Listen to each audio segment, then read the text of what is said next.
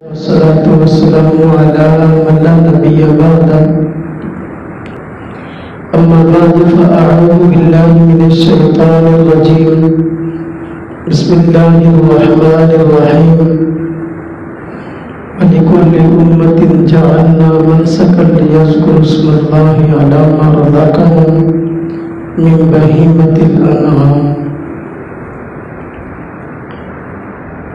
قال أصحاب رسول الله صلى الله عليه وسلم: ما هذه الأضاحي يا رسول الله؟ قال رسول الله صلى الله عليه وسلم: سنة أبيكم إبراهيم. قالوا فما لنا ما هي يا رسول الله صلى الله عليه وسلم؟ قال رسول الله صلى الله عليه وسلم: بكل شعرة حسنة. آمنت بالله صدق الله العظيم وصدق رسوله النبي الكريم ونحن على ذلك من الشاهدين والشاكرين والحمد لله رب العالمين. اللهم صل على محمد وعلى آل محمد كما صليت على إبراهيم وعلى آل إبراهيم إنك حميد مجيد. اللهم بارك على محمد وعلى آل محمد كما باركت على إبراهيم وعلى آل إبراهيم إنك حميد مجيد. اللہ تبارک و تعالی نے ہر امت پر قربانی کو فرض فرمایا ہے. جو آیت کریمہ میں نے تلاوت کی ہے اس میں اللہ رب العزت نے اسی بات کا تذکرہ فرمایا ہے کہ قربانی ہر امت پر فرض تھی. اللہ پاک فرماتی ہے: وَلِكُلِّ أُمَّةٍ جَعَلْنَا مَنسَكًا لِيَذْكُرُوا اسْمَ اللَّهِ عَلَى مَا رَزَقَهُم مِّن بَهِيمَةِ الْأَنْعَامِ. کہ ہم نے ہر امت کے لیے قربانی کو مقرر کیا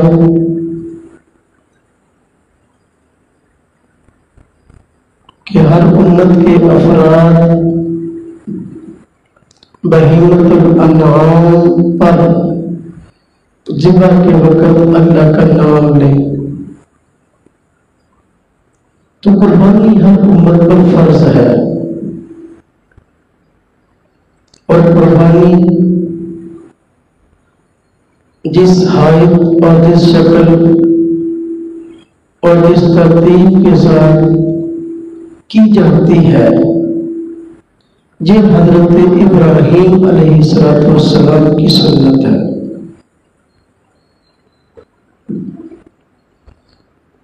جیسا کہ صحابہ کرام رضوان اللہ تعالی علیہ مجمعین نے حضور نبی پاک صلی اللہ علیہ وسلم سے سوال کیا کہ یا رسول اللہ صلی اللہ علیہ وسلم یہ قربانی کیا ہے اور اس کی حقیقت کیا ہے؟ ما هذه الأضاحي یا رسول اللہ؟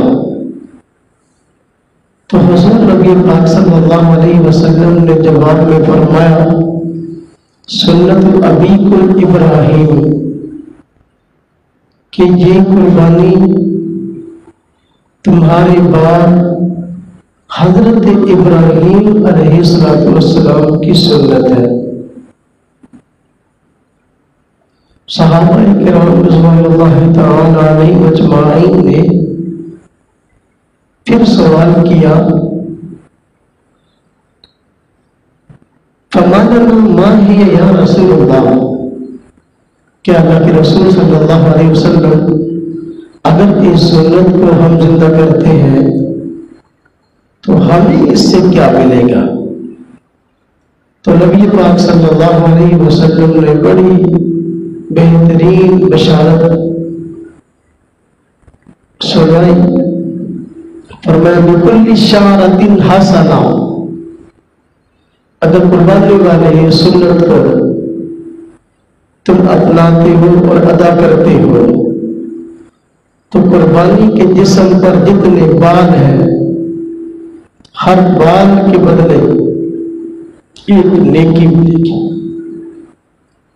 ہر بال کے بدلے ایک نیکی ملے گی. اب قربانی کے جانور کے جسم پر کتنے بال ہیں انسان شمار نہیں کر سکتا. تو اس سے ثابت ہوا قربانی کرنے پر اللہ تبارک و تعالیٰ کتنی نیکیاں عطا فرماتے ہیں بندے کی شمار میں نہیں آ سکتی. تو قربانی بہت زیادہ اللہ تبارک و تعالیٰ کے ہاں ایک مقبول عمل ہے. قربانی اس طرح کہ میں نے عرض کیا کہ ہر امت پر فرض تھی. طریقہ کار مختلف ہوا ہے، جیسا کہ حضرت ابراہیم علیہ السلام کے بیٹوں کی قربانی کا تذکرہ قرآن کریم میں موجود ہے. اذ قربا قربانا،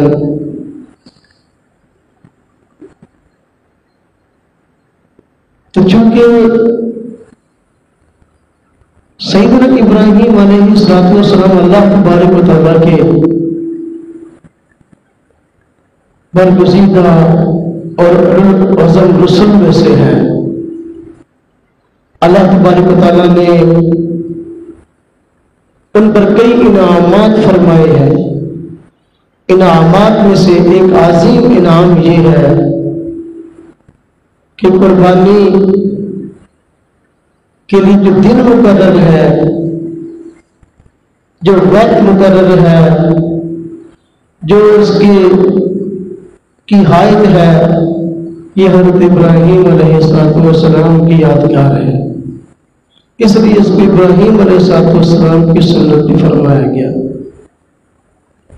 مگر اس کا یہ مطلب نہیں کہ قربانی امت پر سنت ہے، قربانی امت پر فرض ہے. اللہ تبارک و تعالیٰ نے قرآن کریم میں فرمایا ہے سورہ کوثر کے اندر فَصَلِّ لِرَبِّكَ وَانْحَرْ، کہ آپ اپنے رب کے لیے نماز پڑھیے اور قربانی کیجیے. وَانْحَرْ امر کا صیغہ ہے اور یہ کم از کم وجوب کے لیے آتا ہے. لہذا قربانی کم از کم واجب تو ہے،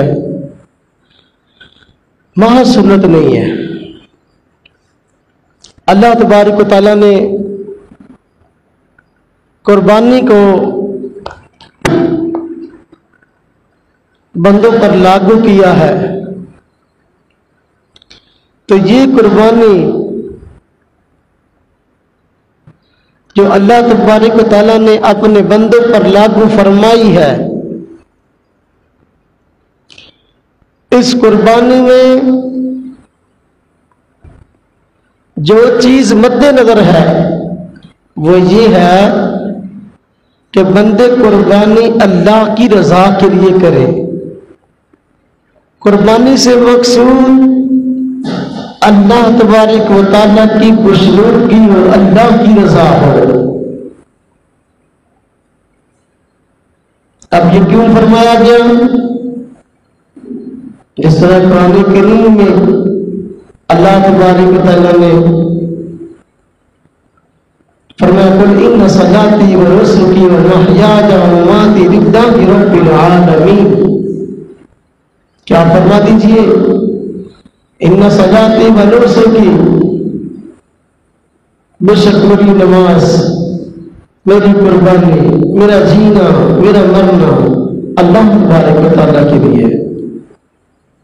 تو مومن کا ہر عمل ہی اللہ کی رضا کے لیے ہونا چاہیے. مشرکین مکہ باوجود اس کے کہ اپنے آپ کو سیدنا ابراہیم علیہ السلام کا پیروکار کہتے تھے، اور حضرت ابراہیم علیہ السلام سے محبت کا دعویٰ کرتے تھے، لیکن اس کے باوجود قربانیاں کرتے تو اللہ کی رضا کے لیے نہیں، غیر اللہ کے نام پر جانوروں کو ذبح کرتے تھے۔ اللہ تبارک و تعالیٰ نے قربانی کا حکم دیا اور اللہ کی رضا کے لیے کرنے کا حکم دیا، اللہ کی خوشنودگی کے لیے قربانی کرنے کا حکم دیا، اور شروع سے لے کر حضور نبی پاک صلی اللہ علیہ وسلم کے عہد مبارک پر جتنی امتیں قربانی کرتی رہی، ساری کی ساری امتیں قربانی اللہ کی رضا کے لیے کرتی تھی اور اللہ کا نام لے کر ذبح کرتی تھی، جیسا کہ اللہ پاک نے ارشاد فرمایا وَلِكُلِّ أُمَّةٍ جَعَلْنَا مَنسَكًا لِيَذْكُرُوا اسْمَ اللَّهِ عَلَىٰ مَا رَزَقَهُم مِّن بَهِيمَةِ الْأَنْعَامِ، کہ ہر امت پر ہم نے قربانی کو لاگو کیا تاکہ بہیمت الانعام، گھریلو پالتو چھپائے جانوروں پر ذبح کے وقت اللہ کا نام لیا جائے۔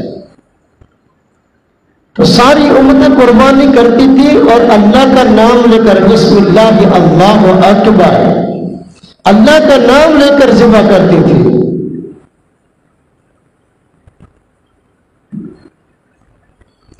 مشرکین مکہ نے غیر اللہ کے نام پر جانور ذبح کرنے شروع کیے، اللہ تبارک و تعالیٰ نے اس لیے ترتیب فرمائی۔ سیدنا ابراہیم علیہ السلام کو اللہ تبارک و تعالیٰ نے کئی اعزازات عطا فرمائے۔ اعزاز میں سے ایک اعزاز یہ بھی ہے کہ آپ سے اللہ تبارک و تعالیٰ نے قربانی کا مطالبہ فرمایا، اور قربانی بھی ایسی تھی، کائنات میں کسی سے ایسی قربانی کا مطالبہ نہیں کیا گیا تھا۔ اللہ تبارک و تعالیٰ نے بیٹے حضرت اسماعیل کو ذبح کرنے کا حکم دیا تھا۔ اب بیٹے کو ذبح کرنا یہ تاریخ میں پہلے کبھی اس کا حکم نہیں آیا تھا، یہ حکم نرالا تھا۔ حضرت ابراہیم علیہ السلام اللہ کے حکم سے کام بھی کر گزرے، اس لیے اللہ تبارک و تعالیٰ نے آپ کو یہ اعزاز عطا فرمایا کہ قربانی کی نسبتیں اب آپ کی طرف ہونے لگی۔ سنت نبیکم ابراہیم، حضور نبی پاک صلی اللہ علیہ وسلم کا فرمان ہے، جو شخص جتنی بڑی قربانی دیتا ہے اللہ پاک کی طرف سے انعامات بھی اس کو اتنے ہی زیادہ عطا ہوتے ہیں۔ ابراہیم علیہ السلام کو اللہ تبارک و تعالیٰ نے بیٹے کو ذبح کرنے کا حکم دیا۔ خواب میں آپ کو اس بات کی طرف اللہ تبارک و تعالیٰ نے اشارہ فرمایا، اور صبح کی حضرت ابراہیم علیہ السلام نے حضرت اسماعیل کے سامنے اس بات کا تذکرہ کیا کہ رب تعالیٰ نے مجھے حکم دیا ہے کہ آپ کو ذبح کرو۔ میں نے خواب میں دیکھا ہی نہیں آ رہا، میں نے دیکھا اسباب کا مانا تھا، میں نے دیکھا کہ آپ کو ذبح کر رہا ہوں، آپ کی کیا رائے ہے؟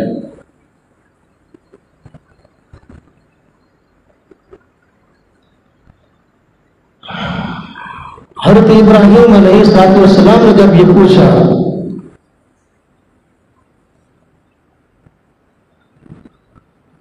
تو سیدنا اسماعیل علیہ السلام نے بھی جواب میں فرمایا یا ابا افعل ما تؤمر، اے ابا جی جس کام کا آپ کو حکم دیا گیا آپ اس کو کر گزرے. بیٹا بھی فرمانبردار تھا. حضرت ابراہیم علیہ السلام نے بیٹے کی قربانی کا فیصلہ کر لیا اور بیٹے کو لے کر چلے قربان گاہ کی طرف. رستے میں شیطان نے باتیں کی، وسوسہ ڈالنا چاہا کہ دیکھو آپ بیٹے کو ذبح کرنے کے لیے جا رہے ہو. کون ہے جو بیٹے کو ذبح کرتا ہے؟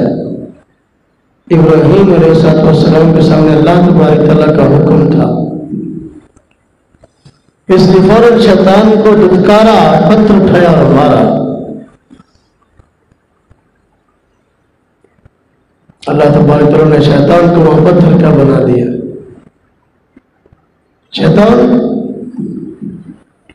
ہوا جوہر ناری یتشکل باشکال مختلفہ. جن ہے نا، کان من الجن ففسق عن امر ربہ.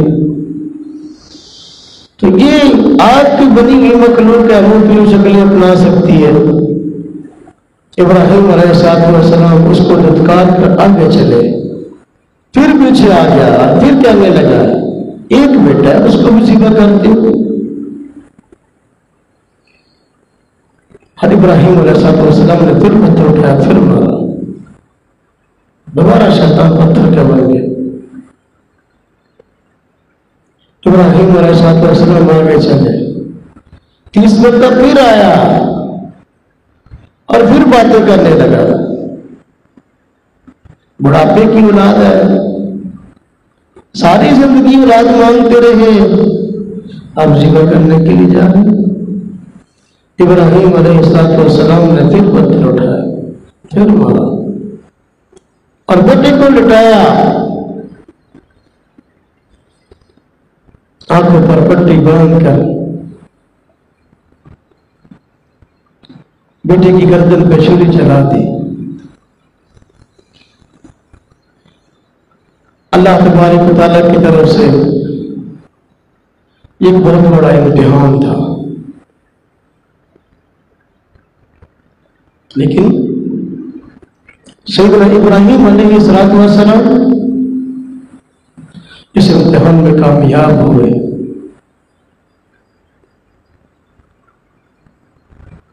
جب آنکھ کھولی تو دیکھا بیٹا ایک طرف کھڑا، حضرت اسماعیل ایک طرف کھڑے ہنس رہے تھے،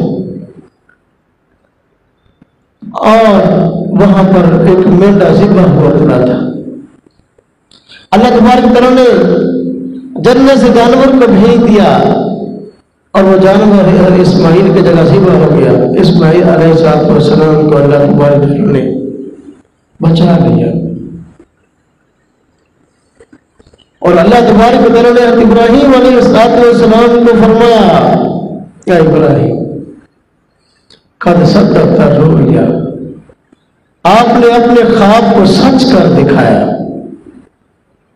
حضرت ابراہیم علیہ السلام کو اللہ تبارک و تعالیٰ نے خواب میں حکم دیا تھا.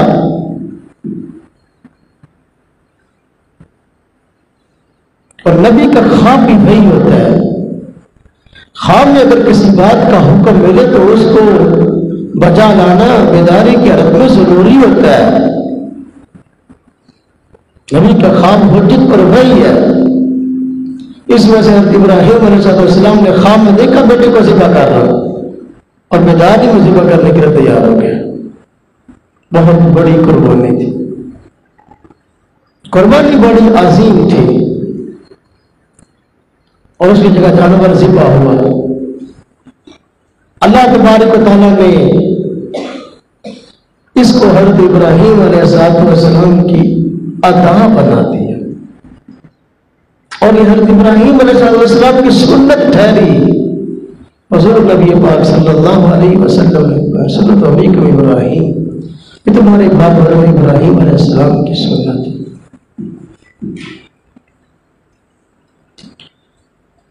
آج قربانی ہم پہ فرض ہے. اس قربانی کی فرضیت سے جان چھڑانے کے لیے لوگ بڑے ہیلے اور بہانے کرتے ہیں.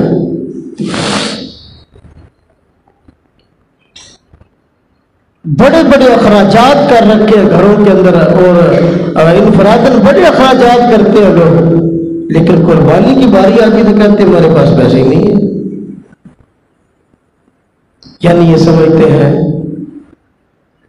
قربانی جو ہے نا اس سے ہماری کسی طریقے سے جان چھوٹے.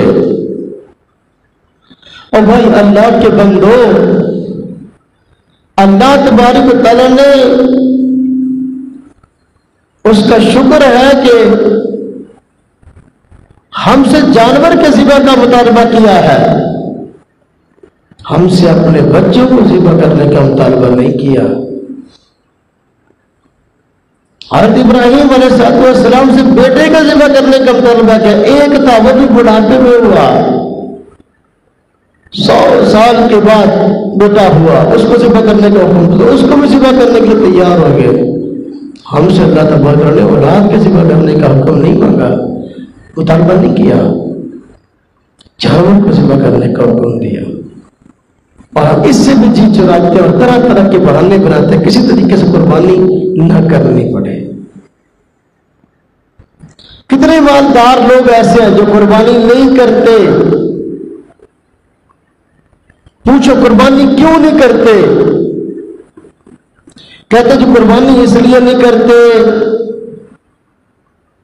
جی ہماری بچی کی شادی ہونے والی ہے، قربانی اس لیے نہیں کر رہے، گھر کے مکان بنانے والے، قربانی اس لیے نہیں کر رہے، مہنگائی بڑی ہے جی، قربانی اس لیے نہیں کر رہے، کاروبار میں پہلے کی طرح منافع نہیں ہوتے. تو میرے بھائیو، جس شخص پر قربانی واجب ہے یہ بہانے اس کے لیے کسی کام کے نہیں ہیں. صاحب نصاب قربانی واجب ہے. جس کے پاس قربانی کے دنوں میں 7.5 تولے سونا، 52 تولے چاندی یا کچھ یا اتنا مال تجارت یا نقدی موجود ہے، قربانی واجب ہے. یا کچھ سونا، کچھ چاندی، کچھ مال تجارت موجود ہے یا کچھ نقدی موجود ہے جس کی قیمت دونوں نصابوں میں سے کسی ایک نصاب پر پہنچ، قربانی واجب ہے.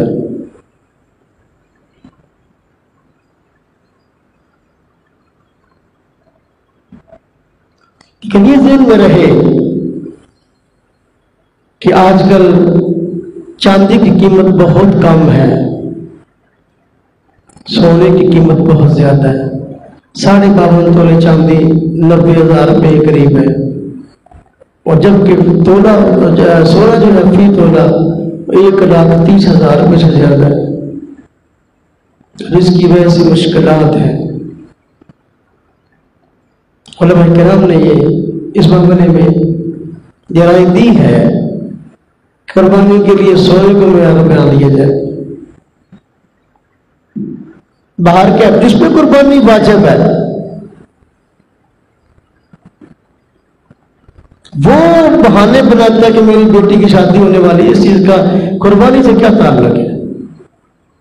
تو اس پہ قربانی تو صاحب نصاب ہونے کی وجہ سے واجب ہے. مکان بنانے اس چیز کا قربانی سے کیا تعلق ہے؟ گھر میں ہر بندے نے موبائل رکھے ہوئے، 20,000 سے کم کسی کے پاس موبائل نہیں ہے. قربانی کی باری آتی ہے تو بہانے بناتے ہیں. بچوں کے پاس بھی موبائل ہے، عورتوں کے پاس بھی موبائل ہے، بڑوں کے پاس بھی موبائل ہے. ہاں جی، ٹچ موبائل ہر بندے کے پاس.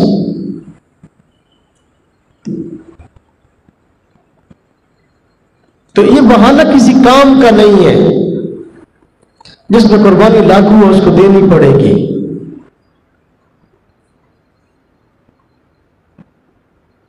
بہت سے لوگ آج قربانی سے انکار کے لیے اور بھی بہانے تلاش کرتے ہیں. آج بعض لوگ قربانی کی فرضیت کا ویسے ہی انکار کرتے ہیں اور بیٹھے جو ہے نا باتیں ہانک رہے ہوتے ہیں میڈیا پر کہ جی ہر سال لاکھوں کی تعداد میں جانور ذبح ہوتے ہیں. ہم خود ہی ان کو ذبح کرتے ہیں، خود ہی گوشت کھا جاتے ہیں، پھر کون سا ثواب کا کام ہے؟ اب قربانی کا انکار بھی اور ساتھ وساوس بھی ڈال رہا ہے. اتنی جانیں ضائع، نسل کشی کر رہے ہیں، خود ہی قربان کر، خود ہی ذبح کرتے، خود ہی کھا جاتے، کیسا ثواب ہے؟ نسل کشی ہے یہ. اللہ تبارک تعالیٰ کی طرف سے ایک بہت بڑا نظام ہے، اور یہ بڑی خصوصی بات ہے، بڑی خصوصی بات ہے، اور اس بات کی حیثیت نہیں ہے. آپ دیکھ لیں ہر سال لاکھوں کی تعداد میں جانور ذبح ہوتے ہیں، لیکن اس کے باوجود ہر سال لاکھوں کی تعداد میں جانور تمہارا دستیاب ہوتے ہیں، اور منڈیاں بھری پڑی ہوتی ہیں جانوروں سے،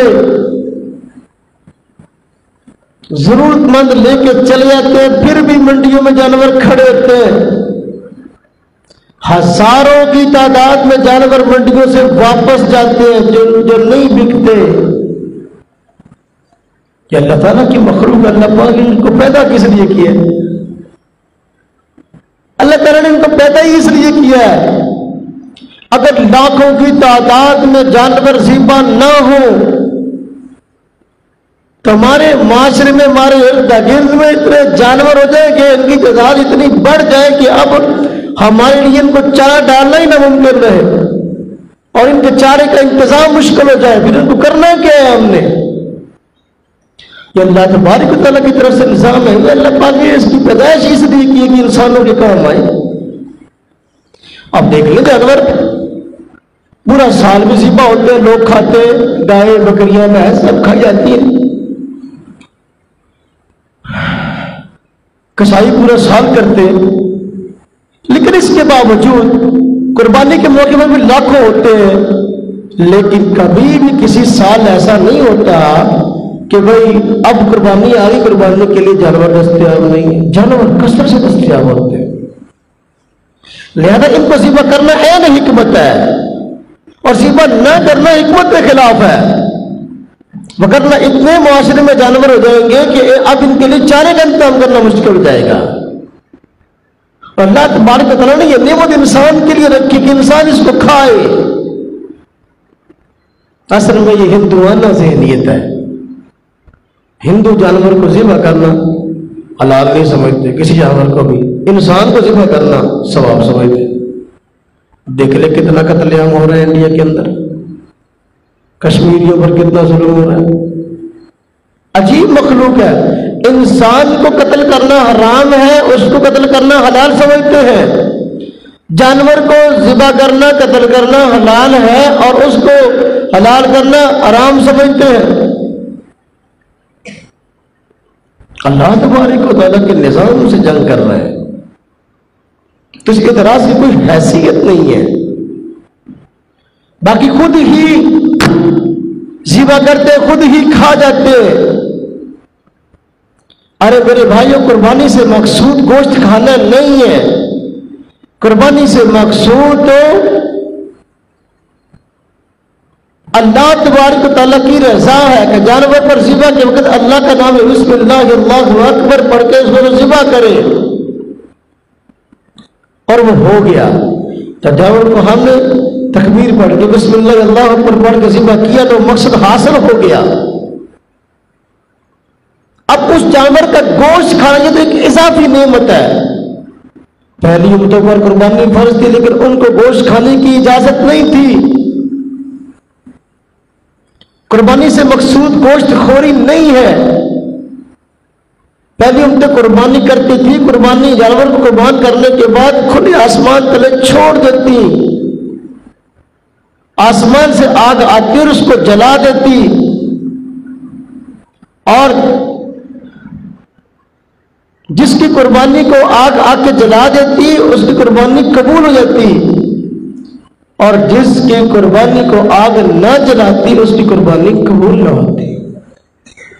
اللہ تبارک و تعالیٰ نے حضور نبی پاک صلی اللہ علیہ وسلم کی برکت سے جہاں اور بہت ساری نعمتیں ہمیں عطا فرمائی ہے، ایک نعمت یہ بھی عطا فرمائی ہے کہ اللہ تبارک و تعالیٰ نے ہمیں اس گوشت کے کھانے کی اجازت عنایت فرما دی ہے، وگرنہ قربانی سے مقصود گوشت خوری نہیں ہے۔ جو جانور اللہ کی رضا کے لیے ذبح کیا رہا، اللہ کی راہ میں قربان ہو رہا تو وہ ضائع کیسے گیا؟ اور گوشت خوری پہلے ہوتی نہیں تھی، اب اللہ تبارک و تعالیٰ نے ایک نعمت کے طور پر امت محمدیہ علیہ صاحب صلی اللہ علیہ وسلم کو عطا فرمائی ہے۔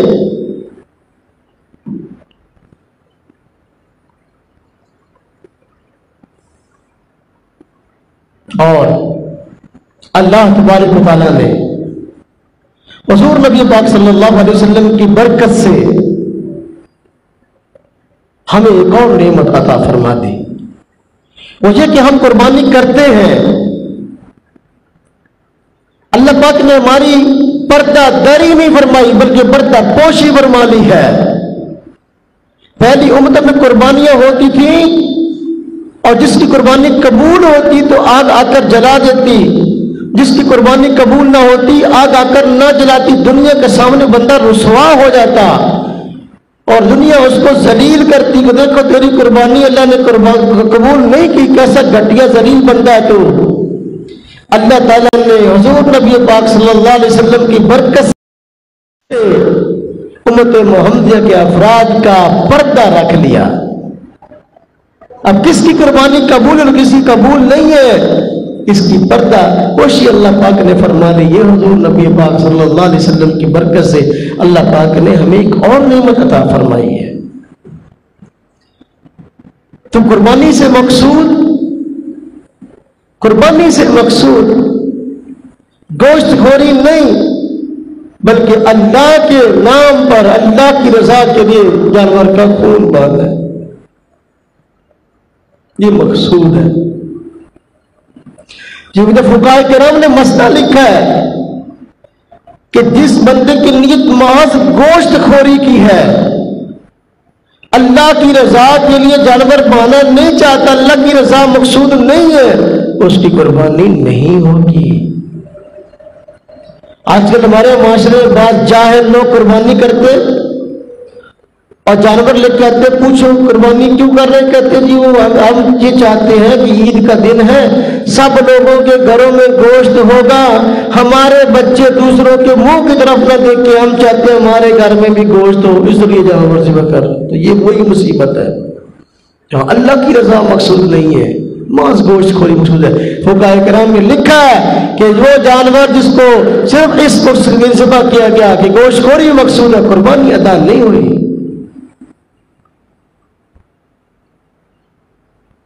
آج جو قربانی کا انکار کرنے والے منکرین اور ملحدین ہیں، ان کی طرف سے ایک اور اعتراض بھی وارد ہوتا ہے۔ وہ کہتے ہیں کہ دیکھو اتنے جانور ذبح کرتے ہو، ان دنوں میں گوشت بڑی کثرت سے دستیاب ہوتا ہے،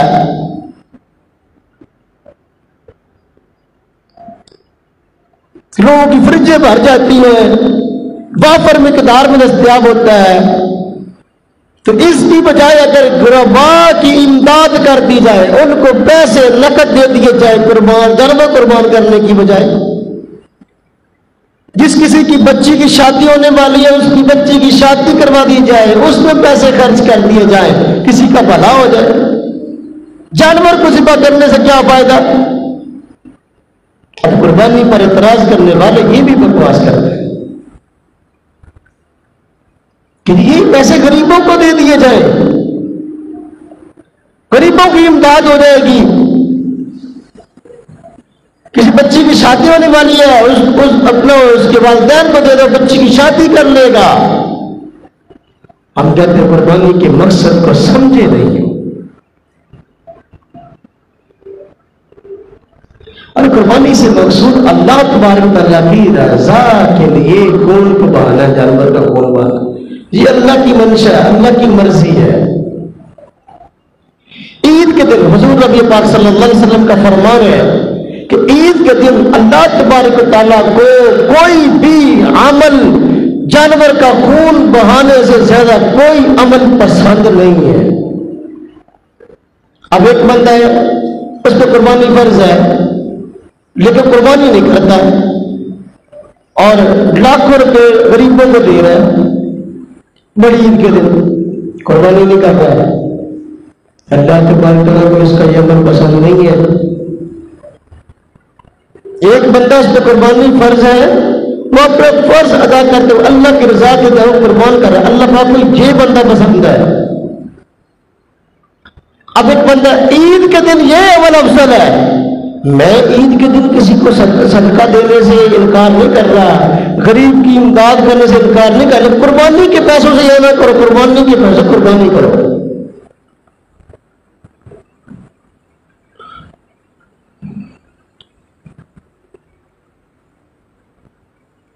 قربانی کے دن میں افضل ترین عمل قربانی ہے. جس بندے میں حیثیت ہے وہ ایک جانور قربان کرے, جس میں 2 کی حیثیت ہے 2 کرے, 3 کرے, 4 کرے, 5 کرے, فرضی قربانی کرے, نفلی قربانیاں کرے. اللہ کو بڑا پسند ہے. جو قربانیاں جتنی زیادہ کرتا ہے اللہ کو اتنا پسند ہے. غربا کی امداد کون سا صرف پیسے سے ہوتی ہے؟ جن لوگوں میں عقل اور شعور نہیں ہے, علم نام کی کوئی چیز نہیں ہے, یا قربانی کی حقیقت سے واقف نہیں ہے, وہ اس طرح کے اعتراضات کرتے ہیں. وگرنہ قربانی کے موقع پر اللہ تبارک و تعالیٰ نے غربا کو فراموش کرنے کا حکم تو نہیں دیا, بلکہ قربانی کے بارے میں سنت کیا ہے بھائی؟ قربانی کے معاملے میں سنت یہ ہے کہ جو جانور ذبح کیا ہے اس جانور کے گوشت کے 3 حصے کیے جائیں. ایک حصہ اپنے لیے رکھو, ایک حصہ اپنے عزیز و رشتہ داروں کے لیے رکھو, اور ایک حصہ اپنے علاقے کے ان افراد کے لیے جو غربا ہیں, جن کے گھروں میں قربانی نہیں ہے, ان کے گھروں میں گوشت پہنچاؤ. یہ غربا کی امداد نہیں ہے, یہ غربا کی امداد ہے. اب گوشت اتنا مہنگا ہو گیا, بکرے کا گوشت چھوٹی عید پہ 1600-1800 روپے تک بکا ہے, اور بڑا گوشت 1000 روپے تک بکا ہے. بڑا گوشت 800-1000 چھوٹی عید کے موقع پر. اب دیکھو سستا نہیں ہے, 1400 روپے بکرے کا ہے, اور میرا خیال ہے 700-750 روپے بڑا ہے. غریب آدمی کی پہنچ میں نہیں ہے اس گوشت کو کھائے, تو غربا کی امداد کے لیے عید کے دن ایک بہترین پیکج شریعت نے دیا ہے کہ اپنے جانور کے گوشت کا 3 حصہ غربا کے لیے تقسیم کیا جائے. یہ غربا کی امداد ہے, تاکہ عید کی خوشی غربا کے گھروں میں بھی ہے, ان کے گھروں میں بھی گوشت پکے.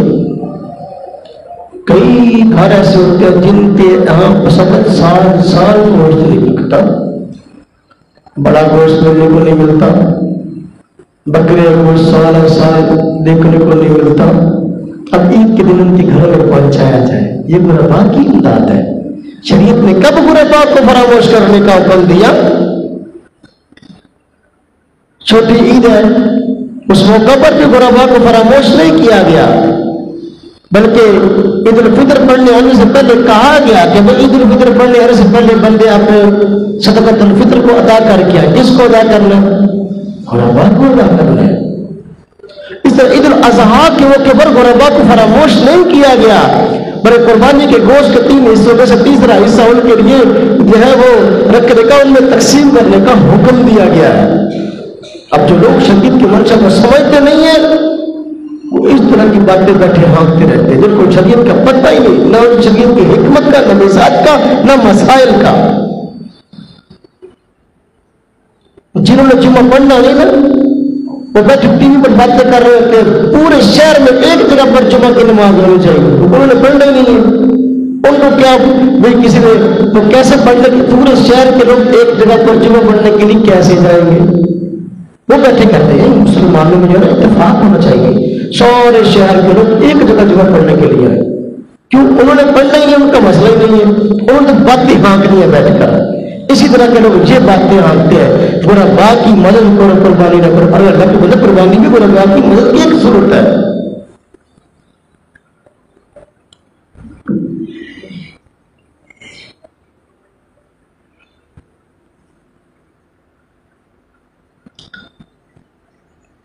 جو لوگ قربانی کا انکار کرتے ہیں وہ ایک اور اعتراض بھی کرتے ہیں.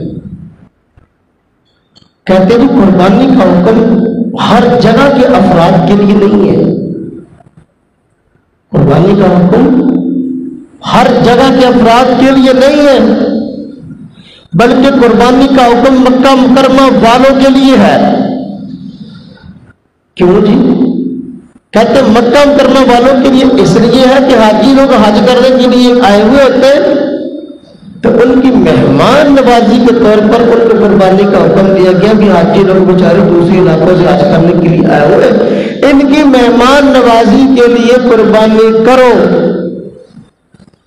تو یہ حکم مکہ والوں کے لیے، باقی لوگوں کے لیے نہیں ہے. ہم نے کہا یہ کہاں لکھا ہے؟ اور وہ لوگ اپنے آپ کو اہل قرآن کہتے ہیں، وہ کہتے ہیں ہم قرآن کو مانتے ہیں. قرآن پاک میں کہاں لکھا بھی قربانی کا حکم جو ہے وہ صرف مکہ والوں کے لیے، باقی لوگوں کے لیے نہیں ہے؟ اس قسم کی کوئی بات موجود نہیں، اپنی طرف سے بات گھڑ لی ہے. ہم کہتے ہیں قرآن پاک میں حکم آیا نا، اگر وصلی لربک وانحر، آپ نے رب کے لیے نماز پڑھی اور قربانی بھی رب کے لیے کیجیے. اب اس آیت کی تشریح حضور نے کرنی ہے، یہ حضور کا منصب ہے. اللہ پاک فرماتے ہیں وَأَنزَلْنَا إِلَيْكَ الذِّكْرَ لِتُبَيِّنَ لِلنَّاسِ، ہم نے اس قرآن کو آپ پر نازل کیا تاکہ آپ لوگوں کے سامنے اس کی وضاحت پیش کریں. اب قرآن پاک نازل آپ پہ ہوا، تشریح بھی آپ کا حق ہے. وہ تشریح جو حضور کی تشریح ٹکراتی ہے اس کی کوئی حیثیت نہیں ہے.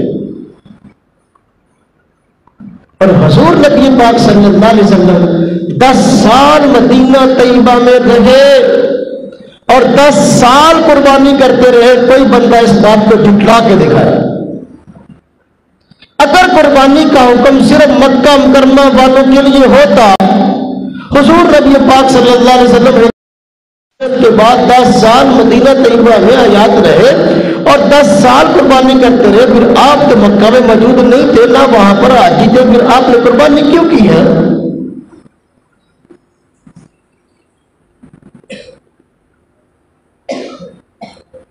تو یہ بات، یہ نظریہ، یہ سوچ، یہ اعتراض نہ صرف یہ کہ قرآن کے خلاف ہے اور سنت کے بھی خلاف ہے، اللہ پاک کی منشا کے بھی خلاف ہے، اور حضور نبی صلی اللہ علیہ وسلم کے طریقے کے بھی خلاف ہے. آپ نے فرمایا، حضور نبی صلی اللہ علیہ وسلم کا فرمان ہے، مکہ والوں کے لیے نہیں، مطلق سب لوگوں کے لیے، جس شخص پہ قربانی فرض ہو اور وہ قربانی نہ کرے، فرمایا کہ وہ ہماری عیدگاہ میں نہ آئے، عید کی نماز پڑھنے کے لیے نہ آئے.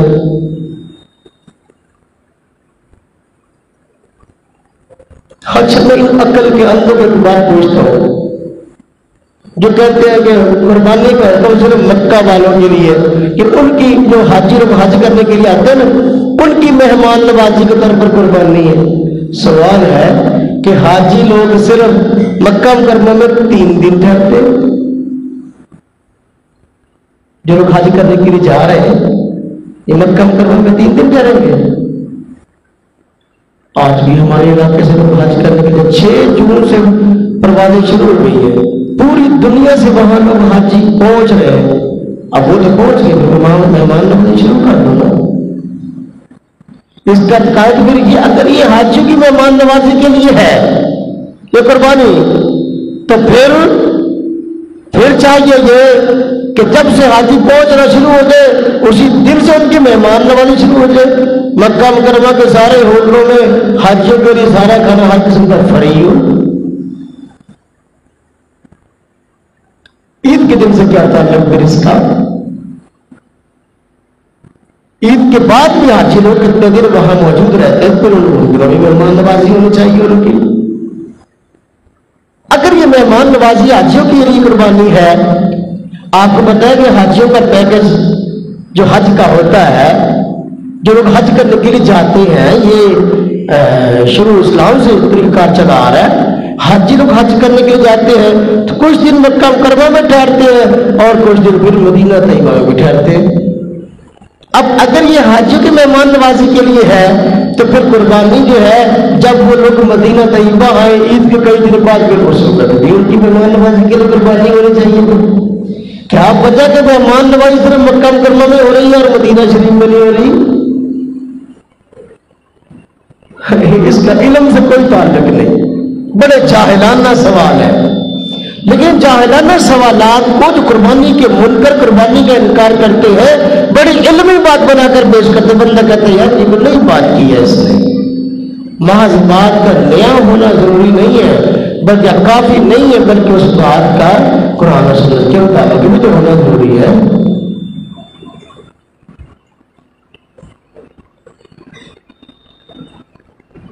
یہ بات بالکل فضول ہے۔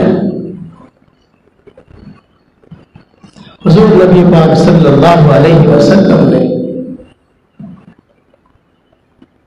ہر بندے کے لیے فرمایا اور اس کی حقیقت کو حضور نے بیان فرمایا۔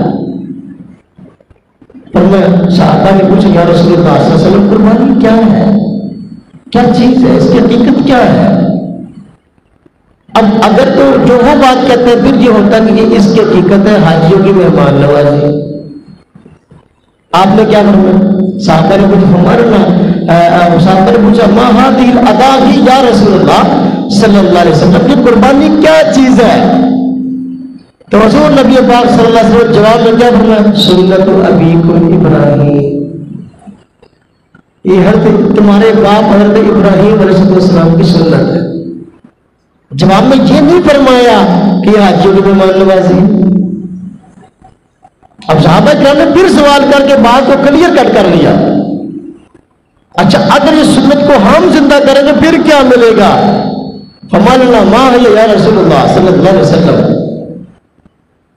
حضور نبی پاک صلی اللہ علیہ وسلم نے اگر اس سنت کو تم زندہ کرتے ہو بکل شاۃ حسنہ، تمہیں قربانی کے ہر بال کے بدلے ایک نیکی ملے گی۔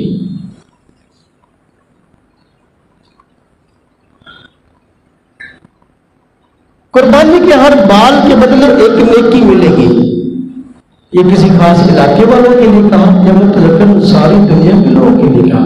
ساری دنیا کے لوگوں کے لیے کہا۔ اب تو جو فرمایا حضور نبی پاک صلی اللہ علیہ وسلم ہر سال اپنی طرف سے قربانی بھی کرتے تھے اور ایک قربانی آپ کیا کرتے تھے، اور آپ وجہ آپ سے پوچھے گی، آپ نے فرمایا کہ یہ قربانی میری امت کے ان افراد کی طرف سے ہے کہ جو قربانی نہیں کر سکتے۔ جو قربانی اس لیے بات سمجھ میں آئی، قربانی کا منشا حاجیوں کی مہمان نوازی نہیں ہے۔ جو قربانی کے منکرین کہتے قربانی ہر جگہ کے لیے کیوں ہے؟ ہمیں پوری امت کے وہ افراد جو قربانی نہیں کر سکتے ان سب کی طرف سے قربانی کر رہے ہیں۔ حضور نبی پاک صلی اللہ علیہ وسلم کو امتی اور اسلام کے نام پہ مسلمان ہو کر جو ہے وہ اللہ کے حکم کا انکار کرنے کے لیے جو ہے طرح طرح کے ہیلے اور بہانے ڈھونڈ رہا ہے۔ اور کیا میرے بھائی قربانی اللہ تبارک و تعالیٰ کا حکم ہے اور اللہ کے حکم کو بچا رہا ہے۔ اللہ تبارک و تعالیٰ نے بڑا کرم، بڑا شکر اور احسان فرمایا کہ ہمیں اپنے بیٹوں کو ذبح کرنے کا حکم نہیں دیا، جانور کو ذبح کرنے کا حکم دیا۔ کرنا حضرت ابراہیم علیہ السلام سے تو یہ طلبا تھا کہ اپنے بیٹوں کو ذبح کریں۔ کتنے کمزور ہیں ہم لوگ عقلی اعتقادی اعتبار سے کہ اللہ کا حکم ہمیں متوجہ تو ہم پھر جانور کو ذبح کرنے کے تیار نہیں ہیں۔ اچھا بعض لوگوں کے ذہن میں یہ بات ہوتی ہے کہ جب تک اچھا خاصا مہنگا جانور نہ لائے اس وقت تک قربانی نہیں ہوگی، حالانکہ یہ بات غلط ہے۔ بھائی آپ اپنی استطاعت کی حد تک، اپنی طاقت کی حد تک قربانی کر لو، اللہ کا فرض ادا کر لو، بات ٹھیک ہے۔ بکرا کوئی 60-70 ہزار کا ہونا ضروری نہیں ہے۔ آپ بکرا لا سکتے ہیں، آپ کے پاس بکرا لانے کی طاقت ہے تو بکرا لے آئیں اور قربانی کر لیں۔ اگر آپ بکرا نہیں لا سکتے، بکرا آپ کو مہنگا پڑ رہا ہے، آپ بڑے جانور کے اندر حصہ ڈال دیں۔ اب بڑے جانور کے اندر حصہ ڈالنے کے تو پیسے کم لگیں گے، قربانی پیدا ہو جائے گی۔ تو میرے بھائیوں قربانی کرنا مشکل نہیں ہے، اس کو مشکل ہم نے خود بنا دیا ہے۔ گھر میں ہر بندے کے پاس کاچی موبائل ہے، 25-30 ہزار روپے کا، لیکن قربانی کے لیے 15,000 16,000 نکالنا مشکل ہے۔ جو بکرا نہیں کر سکتا تو وہ جانور کو اللہ کے نام ذبح کرو، حصہ ڈال لے بڑے جانور کے اندر، اپنی قربانی کو ادا کر لے، فریضے کو ادا کر لے۔ اب دیکھو نا ہمارے مدرسے میں قربانی ہوتی ہے، لوگ حصے ڈالتے ہیں، تو بس وقت لوگ اگر گوشت پر بڑی بحث کرتے ہیں، گوشت کتنا ملے گا، میرے کہا جتنے کا جانور ہوگا اس حساب سے گوشت جو بھی ہوگا آپ کا ہے۔ ہم تو ایک بوٹی کے بھی روادار نہیں، اور ہم قربانی اس لیے کرتے ہیں کہ جو غریب لوگ ہیں جو اپنا جانور ہی لے سکتے ہیں، ہم ان کے لیے اتنا انتظام کر دیں وہ اپنی طرف سے قربانی کرنے والے بن جائیں، ثواب کے لیے سے ہم یہ کام کرتے ہیں۔ لہذا گوشت پر بحث نہ کریں کتنا ملے، قربانی سے مقصود گوشت بھی نہیں ہے، اللہ کی رضا کے لیے جانور ذبح کرنا ہے۔ اگر آپ کے محلے میں، آپ کے علاقوں میں، آپ کے عزیزوں میں، آپ کے بھائیوں میں کچھ افراد ایسے ہیں کہ زیادہ پیسے ان کے پاس نہیں ہے، کچھ پیسے ڈال کے جانور چھوٹا لے آئے جس میں آپ کے حصے کے اندر 10 کلو گوشت بھی آتا ہو، قربانی آپ کی ہو رہی ہے تو بس ٹھیک ہے، قربانی ادا ہوگی، فرض ادا ہو گیا۔ ہم سمجھتے کہ 25-30 کلو من 1.5 من گوشت حصے آگے تو پھر قربانی ہو رہی ہے۔ گوشت ایک اضافی فائدہ ہے، پہلے میں نے بتا چکا ہوں کہ گوشت کا کھانے کی اجازت کا مل جانا اللہ پاک کی طرف سے ایک اضافی نعمت ہے، لیکن مقصود گوشت کھولنے قربانی سے اللہ کی رضا کے لیے جانور کا خون بہانا، یہ ہے قربانی۔ اگر جانور چھوٹا آپ اپنے دوستوں کے ساتھ، اپنے عزیزوں کے ساتھ مل کر چھوٹا جانور لے آئے، چھوٹے سے مراد جس کی عمر پوری ہے، اگلے جگہ میں تفصیل سے مسائل بیان کروں گا۔ اب بڑا جانور ہے، گائے ہے، 2 سال کی ہے، 3را سال شروع ہو چکا ہے، آپ سے ہم کہہ دیتے ہیں کہ دوندی ہے، جی بچی ہو یا بچہ ہو، تو اب اس کی عمر پوری ہے، وہ اگر جسامت بہت بڑی نہیں ہے ٹھیک ہے، لیکن اپنے معمول کی حد آپ لے آئے، چاہے اس میں آپ کو 10 کلو گوشت اس میں آتا فی حصہ، آپ کی قربانی ہو جائے گی۔ ہم سمجھتے ہیں کہ جب تک بڑا جانور نہ اس وقت تک قربانی نہیں ہوتی، ایسا نہیں، اپنی قربانیاں کریں۔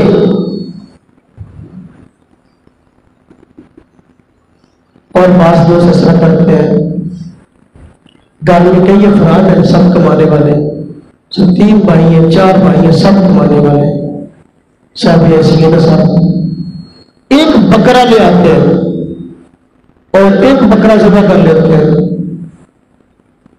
بھائی جب سب ایسی تو سب کی طرف سے قربانی کرنا واجب ہے، ایک بکرا کرنے سے سب کی طرف سے قربانی ادا کیسے ہوگی؟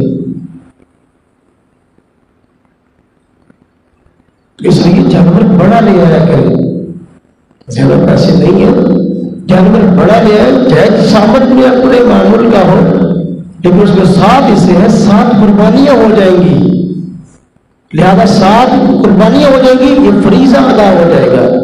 یہ جو ہے نا وہ سب لوگ کماتے ہیں، سب صاحب حیثیت ہے مل کے ایک بکرا لے آئے بس وہ ذبح کر دیا، اس طرح کا سب صاحب حیثیت ہے، سب پر قربانی بھائی تھی، سب نے ایک بکرا ذبح کیا، کسی کی طرف سے بھی قربانی نہیں ہوگی میرے بھائیوں۔ ہاں ایسے افراد ہیں، ایسے دوست ہیں، ایسے بھائی ہیں، گھر کے افراد ہیں کہ جن پہ قربانی کسی پر بھی واجب نہیں ہے، کوئی بھی صاحب حیثیت نہیں ہے، صاحب نصاب نہیں ہے۔ اب اگر وہ آپس میں مل کر ایک بکرا لے آتے ہیں تھوڑے تھوڑے پیسے ڈال کے جیسا بھی ہے تو وہ کر لیں گے، ثواب میں شرکت ہو جائے گی۔ ثواب میں شرکت ہونا الگ بات ہے، جن پر فرض ہے فریضے کا ادا ہونا الگ بات ہے۔ جن پر فرض ہے اگر وہ ایک بکرا ساتھ مل کے لے آتے ہیں کسی کے بھی ادا نہیں ہوگا۔ جن پہ قربانی فرض نہیں ہے کسی پر بھی، وہ اگر مل کر پیسے تھوڑے ڈال کے ایک بکرا ذبح کر لیتے ہیں تو یہ فرضی قربانی نہیں، چونکہ یہ ثواب میں شرکت ہے، اور ثواب میں شرکت کی قربانی ہو جائے گی، چونکہ یہ فرضی نہیں ہے لہذا ثواب میں شرکت ہو جائے گی۔ جس طرح کہ حضور نبی پاک صلی اللہ علیہ وسلم نے ہر سال ایک قربانی اپنی امت کی طرف سے کی ہے، اور فرمایا یہ میری امت کیوں نہ افراد کی طرف سے جو قربانی نہیں کر سکتے، اب یہ ثواب میں شرکت ہے، اس کا یہ مطلب نہیں کہ سب کی طرف سے فرضی ادا ہوئی، ان پر تو فرض نہیں ہے جو نہیں کر سکتے، جن پر فرض ہے وہ اپنی قربانی الگ ادا کرے۔ بڑا جانور لے آئیں، بہت بھاری نہ ہو، آپ کے پہنچ تک ہو، 7 قربانیاں اس میں ہو سکتی ہیں۔ قربانی ایک مستقل ایسا عمل ہے جو اللہ تبارک و تعالیٰ کو بہت پسند ہے۔ انشاءاللہ اگر جمعۃ المبارک میں اس کے مسائل پر تفصیل سے گفتگو ہوگی. اللہ تبارک تعالیٰ ہمیں اپنے اس عظیم حکم کو پورا کرنے کی توفیق عطا فرمائے. وآخر دعوانا ان الحمد للہ رب العالمین.